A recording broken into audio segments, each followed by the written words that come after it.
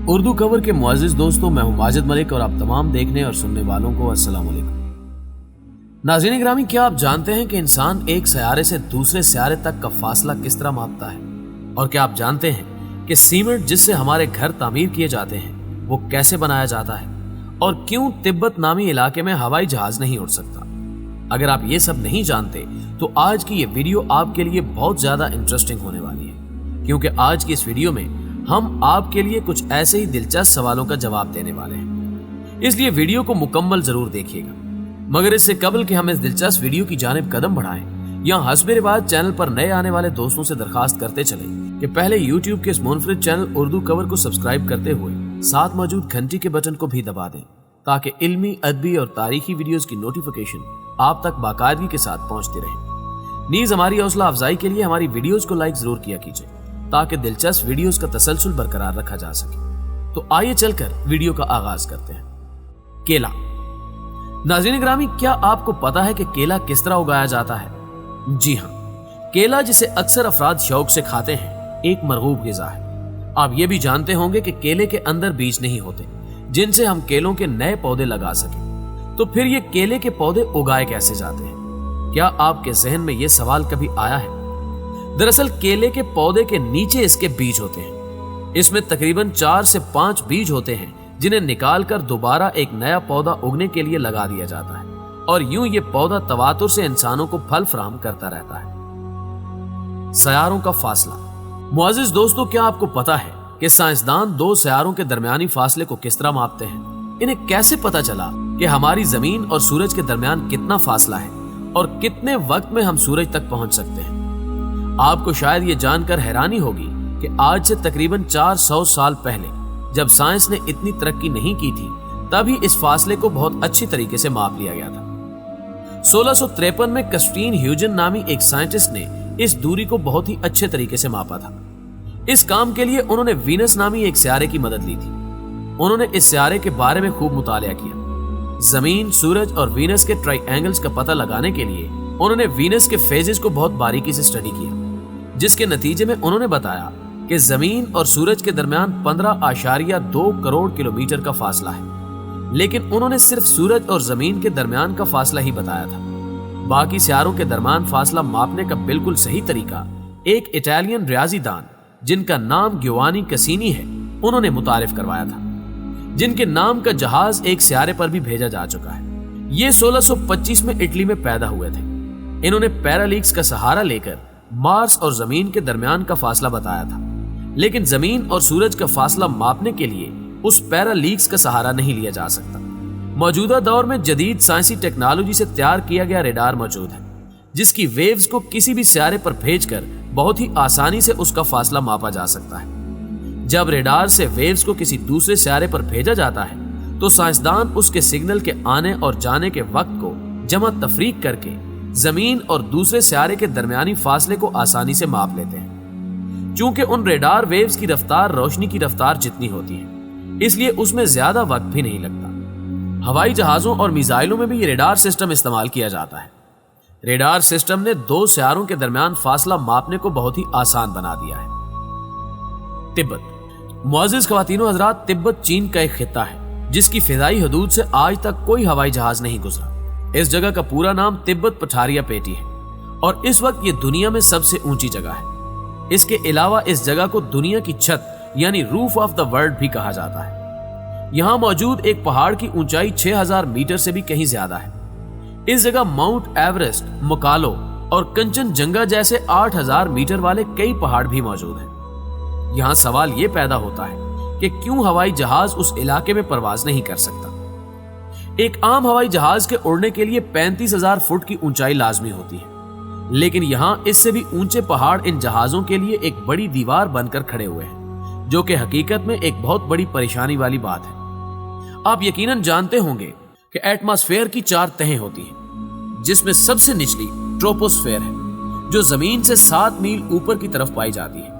तिब्बत के चंद पहाड़ जमीन से तकरीबन 5 मील ऊंचे हैं, जो एक ऐसी जगह है जहां 2 एटमॉस्फेयर की तहें एक दूसरे से मिलती हैं। हवाई जहाज ट्रोपोस्फेयर के ऊपर उड़ता है, लेकिन ज्यादातर हवाई जहाज ट्रोपोस्फेयर से नीचे ही उड़ते हैं, जिसमें तिब्बत के ये पहाड़ खासी दिक्कत पैदा करते हैं। और हादसे का खतरा बढ़ जाता है।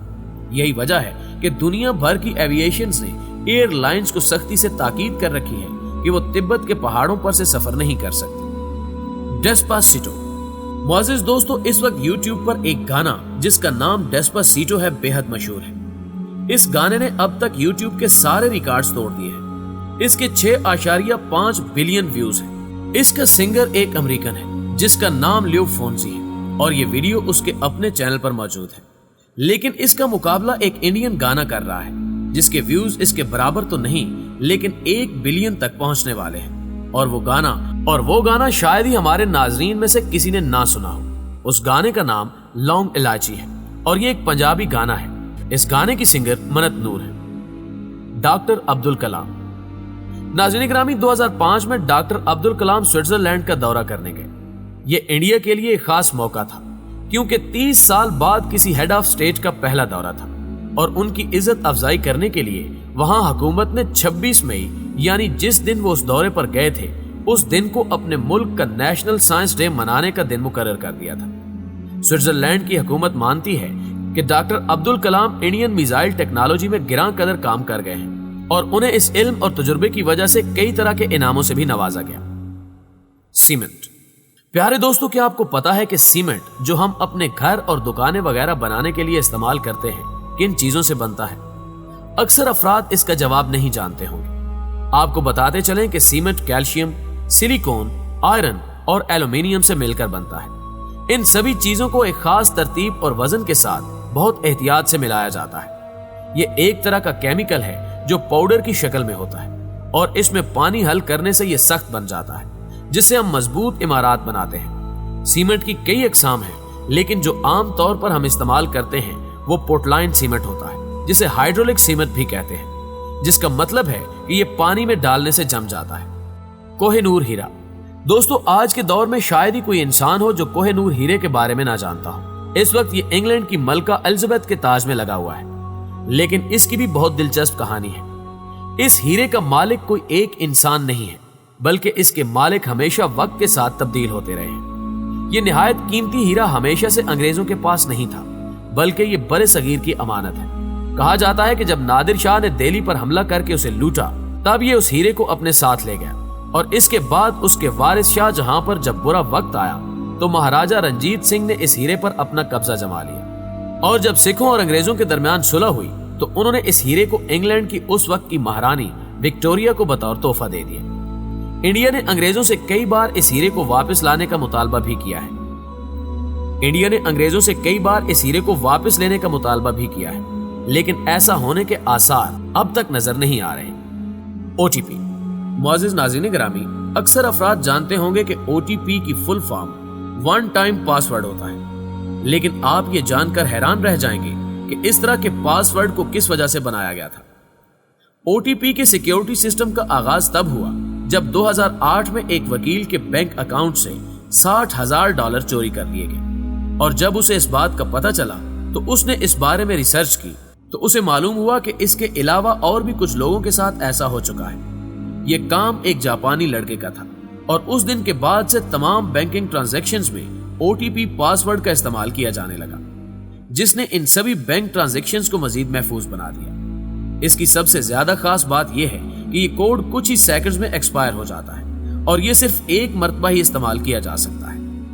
हवाई जहाज की लाइट्स।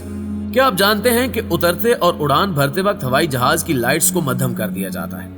ऐसा करने की भी एक दिलचस्प वजह है। आपने कभी गौर किया होगा कि कभी कभार जब हम बहुत ज्यादा अंधेरे से तेज रोशनी या रोशनी से अंधेरे की तरफ जाते हैं तो हमारी आंखों को इस तब्दीली में खुद को ढालने के लिए कुछ वक्त लगता है। हवाई जहाज में इन लाइट्स को भी इसी वजह से मध्यम कर दिया जाता है, क्योंकि जब जहाज उड़ने या उतरने लगता है तो उसके तबाह होने का डर सबसे ज्यादा होता है। इसलिए लाइट्स को मध्यम किया जाता है ताकि पायलट्स और मुसाफिरों की आंखें बिल्कुल एडजस्ट हो जाएं कि अगर कोई हादसा पेश आता भी है तो मुसाफिर इमरजेंसी के दरवाजे की पहचान करके वहां से फौरन निकल सके। दोस्तों, क्या आपको मालूम है कि जब किसी मुजरिम को फांसी दी जाती है तो उसके कानों में जिलाद कौन से आखिरी अल्फाज कहता है? जिलाद फांसी देने से पहले उस मुजरिम के कानों में कहता है कि मुझे माफ कर दो, मैं मजबूर हूं। और इसके अलावा अगर वो मुजरिम मुसलमान होता है तो उसे आखिरी सलाम करता है और अगर कोई मुजरिम हिंदू मजहब से ताल्लुक रखता है तो उसे कहता है राम राम, और इतना कहकर ही मुजरिम को तख्ते-ए-दार पर लटका दिया जाता है। दोस्तों, हमें उम्मीद है कि आज की ये वीडियो आपको बेहद पसंद आई होगी। वीडियो पसंद आने की सूरत में से लाइक कीजिए, दोस्तों के साथ फेसबुक और व्हाट्सएप पर शेयर करते हुए हमारी हौसला अफजाई भी कीजिए और कमेंट बॉक्स में हमें अपनी कीमती तजावीज़ से जरूर आगाह रखिएगा। आज की वीडियो में बस इतना ही। अगली वीडियो तक के लिए अल्लाह निगहबान।